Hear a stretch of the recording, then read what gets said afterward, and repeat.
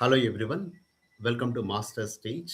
And today we are going to discuss Right to Education Act 2009, which is very important for the examination point of view, like those who are preparing for the diet lecturers and deputy EO and HM grade 1 examination.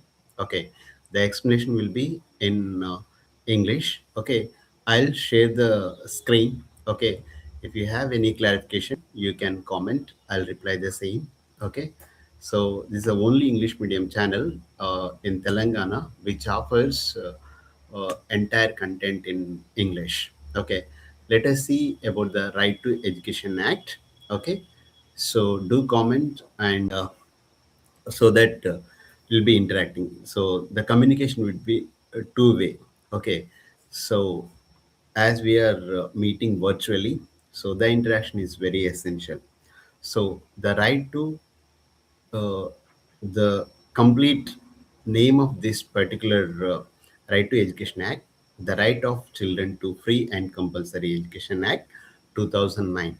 So like as per the Act 35 of 2009, which is implemented on 26th August 2009. So it provides the uh, free and compulsory education for the children aged between 6 to 14 years across the India.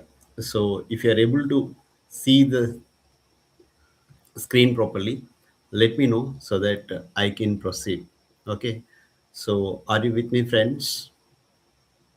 Yeah, let me see whether it is properly coming or not. Yeah, if you're newly watching, just subscribe to this particular channel and this will be helpful to you. This Right to Education Act consists of Right to Education Act. seven chapters. Chapter 1 says about the preliminary definition about the what is who is children, what is the elementary education. So what is the provisions? What that we are going to discuss in chapter 1. In chapter 2, we'll discuss right to free and compulsory education. Okay. Then chapter 3, duties of government, whether it is central or state government, and local authorities like Jilla Parishad, Mandal Parishad, and Gram Panchayat, and parents, their role and duties will be discussed here. Then chapter 4, it says about the responsibility of the school and teachers and safety of the students. Everything we'll discuss in chapter 4. Then chapter 5 to 7, we'll discuss about the curriculum.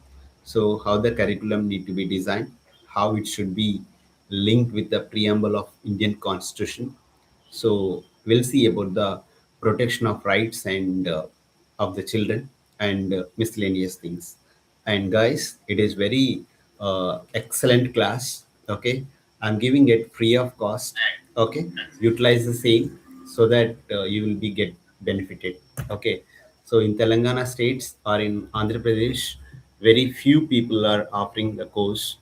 Okay, let us dive into the first chapter. So, what's the children? Children means it may be male or female, aged between 6 to 14 years. So, the elementary education, that means from the education starting from first standard to eighth standard, that is called elementary education. Then, one more thing, who is weaker section? So, weaker section is the child whose parents or guardians have very less income or minimum it is below poverty line, which is set by the government of India. Then it comes to disadvantaged group.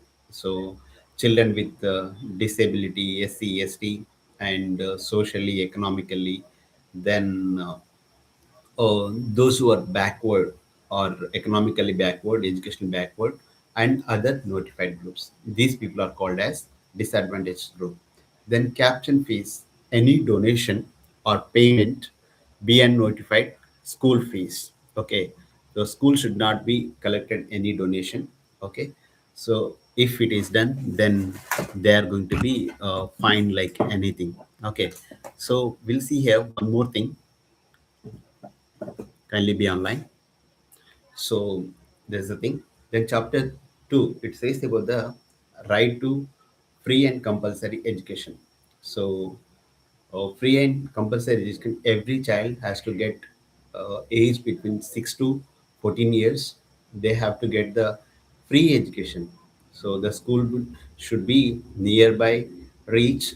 Okay, that should be completed their elementary education. That means up to the 8th standard, from starting first standard to the 8th standard, they should get the free and compulsory. So there is no option. Children has to go appropriate their age class. So no fees allowed.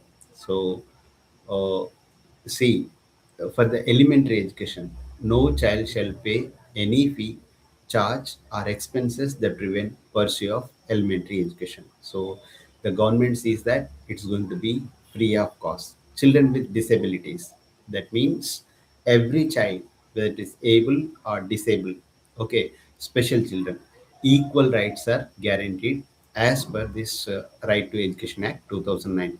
So children with multiple or severe disabilities, okay, so those who are unable to move from their home, okay, it's the government responsibility to provide home based education. This is a beauty of this Right to Education Act 2009. So, right to free and compulsory education, which is mentioned in the chapter 2 of Right to Education Act. It is a universal right, no fees need to collected.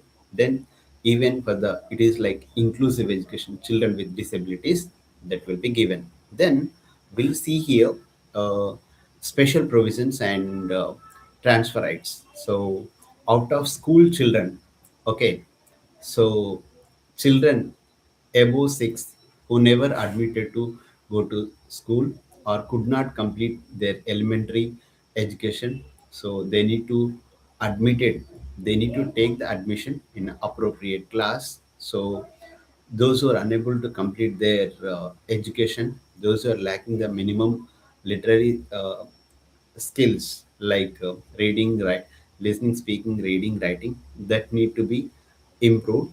And if the dropped out, but the age is increased, they have to be accommodated their according to their age group. They have to be studied in that particular class. So free education will continue after the 14 years uh, to complete this elementary education. See, then right to transfer. So a child may transfer from one school to another. Okay, if the current school doesn't offer any complete elementary education, if if the student relocate from one place to other place, so the transfer certificate must be issued, okay, immediately. If the child parents demand for the TC or transfer certificate, they have to give immediately. So uh, if the uh, if they are delaying giving the TC, then other schools should not deny the admission without having the like they can take the admission without TC also in the new school. This is said in the right to transfer, the section 5.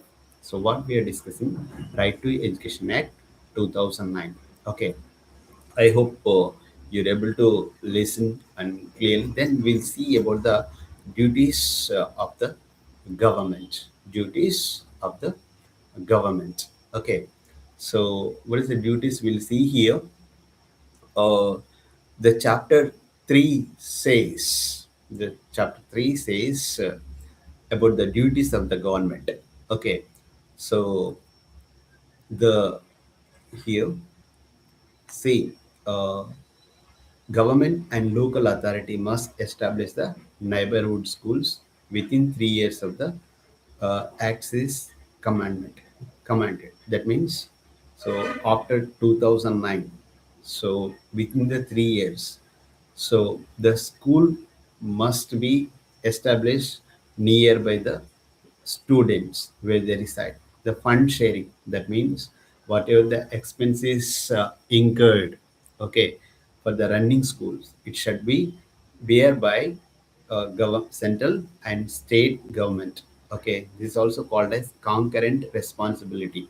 So it is a responsibility of the state government as well as central government, and they need to share the expenses of the school. So central government provides the grants, and state government helps the run the school. There's a fund sharing. The national curriculum. So central government develop the national curriculum framework, so teacher training standards, and at the same time it provides the technical support to the states. Okay, so there is no discrimination. So children from weaker session like SC, ST, BC, and EWS, okay, and so or disadvantaged group, that there should not be any discrimination on the basis of caste, creed, gender, place of living, or region or religion. So there should be a no discrimination as per this chapter 3. So the duties of the government, they need to establish the schools nearby where the students reside. Then fund sharing, the government need to share the funds between state government and central government. It is in the concurrent list. The national curriculum, the central government develop the national curriculum framework, okay, and also provide the teacher training standards for TC, like D.Ed, B.Ed, and M.Ed, and provides the technical support to the states across India. And there should not be any discrimination or for uh, in the point of like disadvantaged group that we already discussed. Then we'll go to the next slide. So duties of local authority. So what is local authority? Like it may be district authority or mandal authority or like village authority. So they need to keep all the records children up to age 14 years within the jurisdiction. If it is under district thing, whoever is there up to 14 years, so how many children are there, whether they are school going for the school or not, that record need to be uh, like they need to keep the local authorities. Then monitor attendance. So ensure that local authorities, maybe Jilla Parishad or Mandal Parishad or Gram Panchayat, they ensure that the the children should take the admission and they should attend properly, and they should make sure that every child must complete elementary education. Okay, then migrate children. So due to like seasonal unemployment, okay, so people migrate from one place to another, are in search of livelihood, and their children may be dropped out. So in that case, that ensure that those who are migrated from other states like Odisha, Bihar, Uttar Pradesh, they even West Bengal also, people come along with their families. Okay, when they come along with their families, the children may lose their education. That is the reason. So this particular act so ensure that everybody has to be taken the admission in this school. Then academic calendar. So as a local authorities, so they need to make sure that function of the schools uh, as per the academic calendar year. So one more point, parents and guardians have legal duty to admit their child to neighborhood school for elementary education as per the section. It is not it is not it is not the will, but it is a mandatory that every parent has to admit their children in the nearby school until the completion of their elementary education, the age between 6 to 14 years. It is as per the section 10, which is mentioned in the Right to Education Act. Okay, are you with me, friends? Then we'll go to the next slide. Okay, this is also very important for the examination point of view. And in my channel, you can learn about the social studies, you can learn about the psychology, you can learn about the management, you can learn about the law. Okay, it is like a master's thesis, is a mini university. Okay, it is a backed by SCRT, NCRT books, and at the same time, backed by the latest technology, I provide. So I love to teaching the uh, people about the education. I want to empower the people with the technology. That is my motto. So, chapter 4, school responsibility. Okay, so it is a 25% rule of reservation rule as per the section 12 of Right to Education Act 2009. So, private unaided schools must admit at least 25% of the class 1 seats for the children from weaker sessions and disadvantaged groups, and provide the free and compulsory free free education until their completion education. So the statement the state government reimbursement per child expenditure, okay, to the school. So that is the thing. So every unaided school must give 25% of the uh, seats to the class 1, okay, for the first class, okay, to the weaker sections of the uh, children or disadvantaged groups, and it should be given free and education till their completion of their education up to maybe elementary education or 10th standard. So the government aided school must provide the free education for all the proportionate share for admitted children respectively. For the government aided school or government school, they should provide entire, not only 25%, for the entire 100% children, education will be given at free of cost, at free of cost. And that is the statement given by the Right to Education Act 2009. Okay, then we'll see admission rules and protection. So one more thing. So up to the 10th standard, okay, up to 10x fee charge. So screening procedure, fine if they are conducting any screening, okay, admission test before taking the admission in a school from the primary to like elementary school. If they are conducted any caption fees, if they collect any caption fees, then government may impose the 25,000 first time, and again if they repeat the same, so 50,000 will be charged. So the thing what it is say that there should not be any caption fees as per the Right to Education Act 2009, and if they violates, then 25,000 will be charged. Okay, and subsequent, if they repeat that particular mistake, then they are going to charge 50,000. Then age proof. So age is decided by the birth certificate or prescribed document, which is issued by the municipality, okay, or hospital. If the children don't have that particular age proof, then you should not deny admission into the uh, either in the school. So, so they should not be any denied admission due to lack of age proof. Then no denial of admission. Admission must be given at the starting of the academic year. So due to some reasons, the students cannot admit it in the beginning, okay, due to migration, due to health issues, any other reason. That time, if the student comes in between the academic year, so the school must take the admission. So admission, late admission cannot be denied as per the Right to Education Act. I hope you're able to listen properly. Okay. Then to respond, no detention or expulsion. So the beauty of this particular course, okay, no children shall be held back.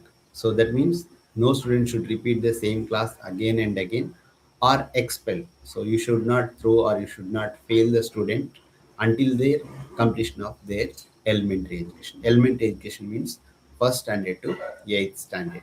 Okay. Then this is about the admission rules and protections. Okay. That is the thing. Then child safety, school recognition. So there should not be any corporal punishment. Okay, no physical punishment as per the Section 17. Sometimes ask what is the section which is mentioned about the no physical punishment. You have to say Section 17 of Right to Education Act 2009. So physical punishment and mental harassment in the form of words, in the form of actions. Okay, you should not harass the child. Okay, and you should not pressurize mentally. It is totally prohibited. Okay, so if somebody violates this harassment or like punishing the students, then they will taken the action under the applicable service rules. Okay, I hope everything this is a beautiful presentation. Okay, if you want to have screenshot you can take. Okay, I'm also teaching in the Venkana English Guru app where you can download and uh, you can purchase the course. So certificate of recognition, uh, section 18 says, no private school should operate without any recognition. So recognition is a must. Okay, by the district education officer.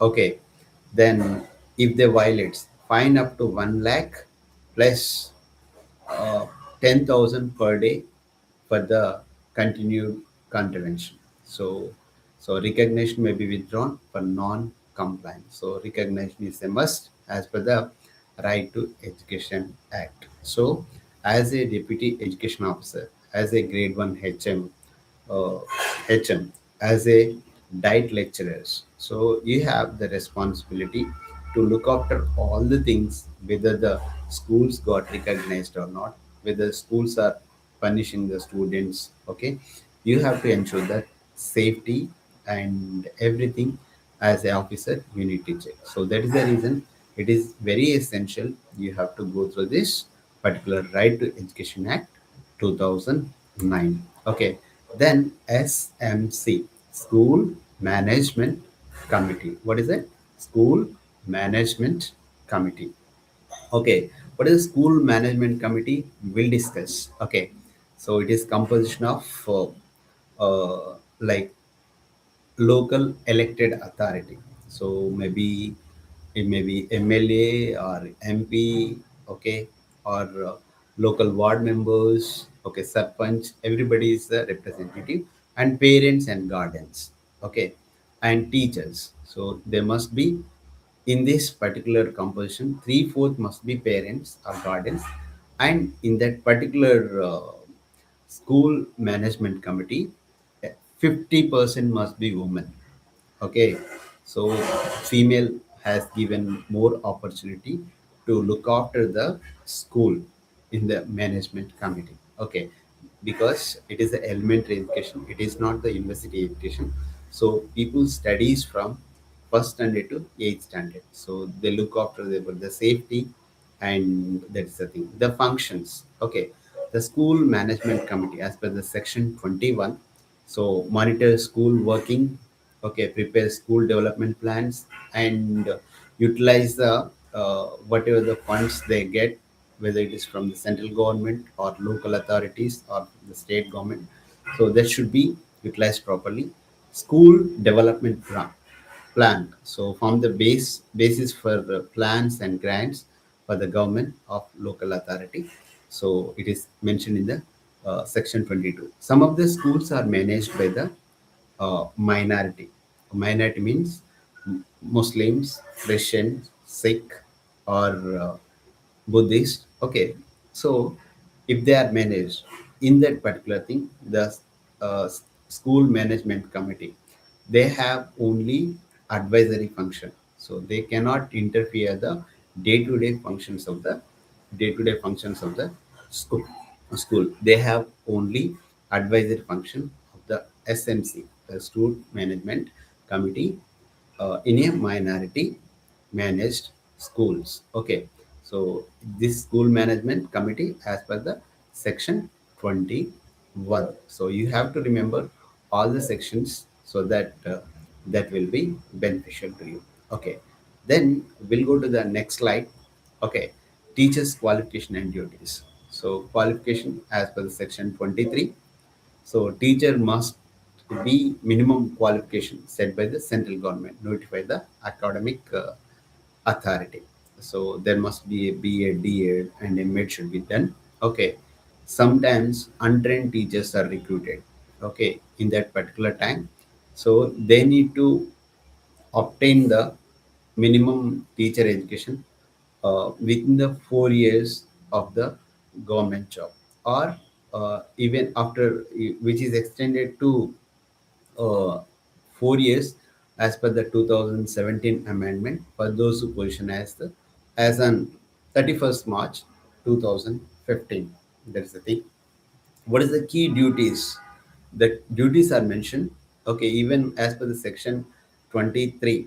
Okay, all the teachers who are recruited by the government, who are working in the government, they need to clear their teacher eligibility test, which is mentioned in the section 23 of Right to Education Act. Then key duties, and so they have to be regular. The teachers must be regular, and punctuality should be maintained, and they have to finish their syllabus or curriculum within the specified time, so which is mentioned in the textbook.